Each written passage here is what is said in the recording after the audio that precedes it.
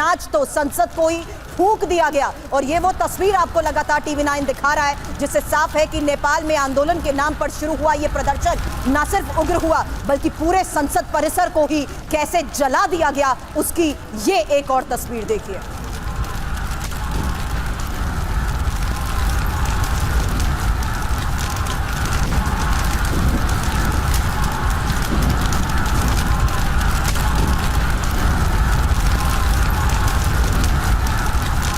वाकई ये तस्वीरें भयानक हैं, भयावह तस्वीरें मनीष इस वक्त सामने आ रही हैं। पूरा का पूरा संसद भवन जलाकर खाक कर दिया गया है। मतलब ये कैसा गुस्सा है, ये कैसी नाराजगी है। सरकार के खिलाफ विरोध तो समझ में आता है, लेकिन वो इमारत जो हमारे देश की शान है, उसे कैसे कोई आग के हवाले करके या फिर आग की लपटों में घिरा देखकर जश्न मना सकता है? ये सवाल हर किसी को हैरान कर रहा है। इसके पीछे कौन है? इस आंदोलन के पीछे कहीं कोई बड़ी शक्ति तो नहीं?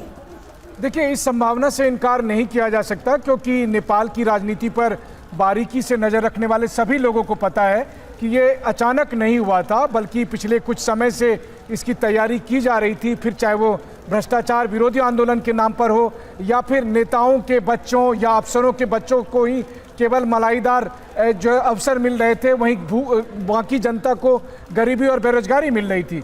लेकिन इन सब से अलग अगर आप देखें तो आज संसद इसलिए फूंक दिया गया क्योंकि कल उनके बच्चे जब संसद जाने की कोशिश कर रहे थे तब उन पर गोलियां चलाई गई थी। और इसीलिए आज जब नेपाल की जनता संसद की तरफ गई तो उनका गुस्सा संसद पर था। तो ये वही संसद है जहां पर जाने से रोकने के लिए उनके बच्चों को मारा गया था। आप उन माँ बाप को सोचिए, उन भाई बहनों की सोचिए जिन्होंने अपनों को खोया था। उनका गुस्सा है जो इस वक्त आप नेपाल की संसद के ऊपर देख रहे हैं, जब उन्होंने उस संसद को ही जला देने का फैसला किया जिस संसद पर जब उनके बच्चे कल जाने की कोशिश कर रहे थे, तब पुलिस ने, सेना ने, सुरक्षा एजेंसियों ने न केवल रोका बल्कि उन पर लाठियां चलाई, आंसू गैस के गोले चलाए। और जब वो भी कम पड़ गए तो उनके चेहरे पर, उनके सर पर, उनके सीने में गोलियां दागी गई। तो आज नेपाल के लोगों को यही लग रहा है कि यही संसद है ना जिसको बचाने के लिए कल आपने हमारे बच्चे को मारा था, तो चलो आज इस संसद को ही खत्म कर देते हैं। इस मानसिकता के साथ आज नेपाल की जनता काठमांडू की ना सिर्फ सड़क पर मौजूद है, बल्कि वो संसद पर अपना गुस्सा उतार रही है, वो उस सिस्टम पर अपना गुस्सा उतार रही है। खतरा, ये डर होता है क्या जब कोई आंदोलन, जब कोई क्रांति फेसलेस होती है? आंदोलन तो शुरू हो गया लेकिन इसे रोकने वाला कोई है नहीं। ये पूरी तरह से फेसलेस विरोध प्रदर्शन नेपाल की सड़कों पर हमें नजर आ रहा है। और ऐसा जब जब होता है तब तब अराजकता का खतरा होता है। क्या उसी अराजकता की चपेट में इस वक्त नेपाल नजर आ रहा है? देखिए, इस वक्त तो खैर नेपाल में अराजकता है, क्योंकि आज नेपाल में कोई सरकार नहीं है, आज नेपाल में कोई सिस्टम नहीं बचा हुआ है, लोग सड़क पर हैं और जब जो मनमानी करना चाहें वो कर सकते हैं। लेकिन इसके बावजूद भी उम्मीद की जानी चाहिए कि अगले कुछ घंटे में एक बार जब उन्हें ये पता चल गया है कि प्रधानमंत्री ओली ने इस्तीफा दे दिया है, अब कोई सरकार नहीं है, अब इसके आगे क्या रास्ता बनता है? एक रास्ता तो यही है कि जितने भी पॉलिटिकल पार्टी हैं वो सब मिलकर एक सर्वदलीय सरकार की बात करेंगे। देखिए, बांग्लादेश के प्रोटेस्ट और इस प्रोटेस्ट में अंतर है। बांग्लादेश में जब छात्रों का प्रोटेस्ट हो रहा था तो वो बहुत ऑर्गेनाइज तरीके से था, उसके कुछ लीडर्स थे, उनके पास एक फ्यूचर प्लान था कि हम आगे कैसे बढ़ेंगे। हो सकता है कि ये लोग भी बांग्लादेश से सबक सीखे, उस तरह का कुछ करने की कोशिश करें। लेकिन अभी फिलहाल जो नेपाल के तमाम पॉलिटिकल पार्टी है वो सोच रहे हैं कि सब मिलकर एक सर्वदलीय सरकार बनाए और फिर आगे जब लोगों का गुस्सा खत्म हो फिर उसके आगे कोई समाधान निकालने की कोशिश करे।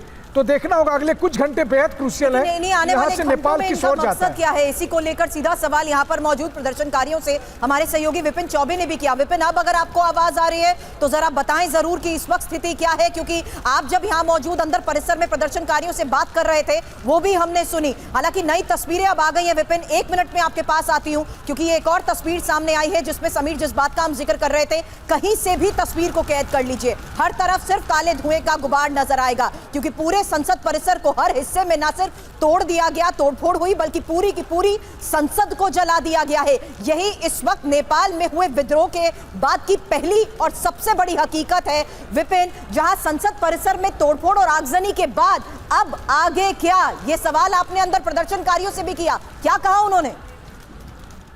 देखिए, वो उनको समझ नहीं आ रहा बेसिकली है क्या कि ज्यादातर जो प्रदर्शनकारी है वो 15 साल से लेकर 35 साल और 40 साल के बीच में है, तो यंग एज है। तो जेन ज़ी जनरेशन कहा जा रहा है उसमें, और उसमें 2-4-5 साल और ऐड कर लीजिए आप। और कोई फेस नहीं है, कोई पॉलिटिकल पार्टीज नहीं है, कोई एनजीओ नहीं है कि जो लीड करे और जो ये बताए कि आप ये करना, आप ये करना है। जब लाखों की संख्या में जनता सड़कों पर होती है और वो दंड कर रही हो, आप समझ लीजिए, तो आप उनको काबू में नहीं कर सकते। मैंने पूछा कि आप क्या, आपने संसद चलाकर आपको क्या मिला? उनके पास जवाब नहीं है। वो चाहते थे कि सत्ता हटनी चाहिए, प्रधानमंत्री का इस्तीफा होना चाहिए। ये जेन्युइन डिमांड हो सकती है, डेमोक्रेसी में जनता ये मांग कर सकती है, लेकिन संसद भवन को चलाना कहीं से भी कोई जस्टिफिकेशन नहीं है, आप समझ लीजिए। और लोग जश्न मना रहे हैं, लोगों को समझ में नहीं आ रहा कि वो क्या करें। बेसिकली उनको पता ही नहीं है कि ये लोकतंत्र का मंदिर है और यही बैठकर उनके लिए पॉलिसीज बनी थी। नेता गलत हो सकता है, सदन गलत कैसे हो सकता है? तो आप नेताओं को हटाइए, सत्ता से बेदखल करिए, दोबारा चुनाव करिए, लेकिन जिस तरह की तस्वीरें, भयावह तस्वीरें हैं सुर्खी, और किसी को भी मरने और मारने पर आमादा है पब्लिक। और आप समझ लीजिए, भीड़ में से कोई एक शख्स आता है जो एंटी इंडिया बात करने लगता है, फिर वो हमको टारगेट करने की कोशिश करता है। फिर मतलब कोई खाना है, उसमें से भी कुछ लोग नशे में है, कुछ लोग किस माइंडसेट के हैं, कोई किस विचारधारा का है, समझ में और किसी को आइडेंटिफाई करना बहुत मुश्किल है। और उस मुश्किल हालात में अभी भी जब पूरा संसद भवन परिसर जल रहा हो धुधु, तब भी हजारों की तादाद में जनता अंदर बैठी है, जिसमें महिलाएं भी हैं, बच्चे भी हैं, बच्चियां भी हैं, लड़के भी हैं, लड़कियां भी हैं, सब है। और लोग जश्न मना रहे हैं, लोग खुशियां मना रहे हैं। लोगों को समझ में नहीं आ रहा वो क्या कर रहे हैं। लोगों से पूछे, हमने जला दिया, जनता हमने अपनी पावर दिखा दी, जब जो चाहता है वो कर लेता है। ठीक बात है, यंग जनरेशन की महत्ता है, उसमें दम है, वो चाहता है तो सल्तनत बदल सकता है। लेकिन संदेश क्या देना चाहते हैं? और जो मैं तस्वीरें से भी देख रहा हूँ, पूरा परिसर जल रहा है, रिसेप्शन जल गया, सदन जल गया, जहां पर लोकसभा की बैठक हुआ करती थी। मिनिस्टर का कमरा, प्राइम मिनिस्टर का कमरा, कैफेटेरिया, पार्किंग, सिक्योरिटी पर्सनल के लिए सीसीटीवी कैमरे कमरे जो थे, वो सब कुछ धुधु कर जल रहा। पूरा परिसर धूप ऐसे अंधेरे में है कि बाहर से 50-100 मीटर से भी परिसर के अंदर की कोई चीज नजर नहीं आ रही है। बड़े से बड़े ट्रकों को पलट दिया गया है, उनके टायर ब्लास्ट कर रहे हैं, एसी के जो कंप्रेसर है वो ब्लास्ट कर रहे हैं, कैंटीन में रखा सिलेंडर ब्लास्ट कर रहा है। और खतरा इतना ज्यादा है अंदर, उसके बावजूद पब्लिक बाहर निकलने को तैयार ही नहीं है। पब्लिक को समझ ही नहीं आ रहा वो चाहते क्या है। और लोग अंदर खुशियां मना रहे हैं, जश्न मना रहे हैं। सेना सोचिए कितनी कैपेबल होती है। विपिन, एक सवाल आपको रोककर पूछ रही हूँ, क्या इस परिसर में आग लगाने से पहले क्या इसी परिसर में फायरिंग भी हुई थी? क्या इन सबको यहाँ पर रोकने की कोशिश हुई थी और उसी दौरान हवाई फायर हुआ था? क्या यही वजह थी कि और उग्र हो गए और उन्होंने सीधा आगजनी कर दी?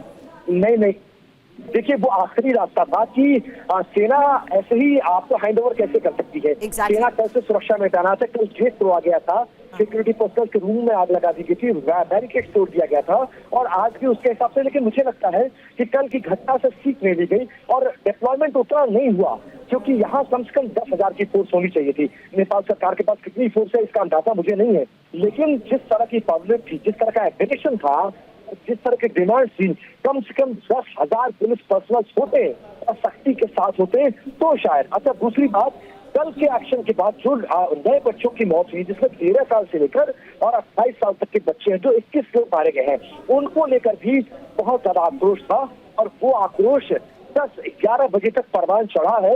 और सेना जो अंदर सुरक्षा संभाल रही थी, एक बार जब भीड़ तोड़कर अंदर घुस गई है और आगजनी शुरू कर दी, तो पब्लिक को डराने के लिए लगभग 500 राउंड, सोचिए कि जो गेट पर पुलिस पर्सनल एएफपी जो तैनात थी वो छोड़कर भाग गई है। और उनके बीच में हम जमीन पर लेटकर हमने अपनी जान बचाई है, क्योंकि गोली का कोई रुख नहीं होता। हवाई फायर चल रहा था, कोई भी गोली कौन सा रूप लेकर किस तरफ चली जाए कुछ नहीं पता है, लेकिन पब्लिक हिलने को तैयार नहीं, हवाई फायर से नहीं डर रही थी। अंततः 500 राउंड से ज्यादा फायर करने के बाद सेना ने कहा या तो सीने पे गोली मारनी पड़ेगी, जिसका ऑर्डर नहीं था। और कल उनको ऑर्डर पालन करने का परिणाम यह हुआ कि स्कूल के बच्चों तक को गोली लेती है। और आज सीने पर और पैर पे गोली मारने से सेना ने इनकार कर दिया, हवाई फायर किया। लेकिन उसके बावजूद जब जनता नहीं डरी, उसके बाद सेना ने कहा कि हम विड्रॉ कर रहे हैं।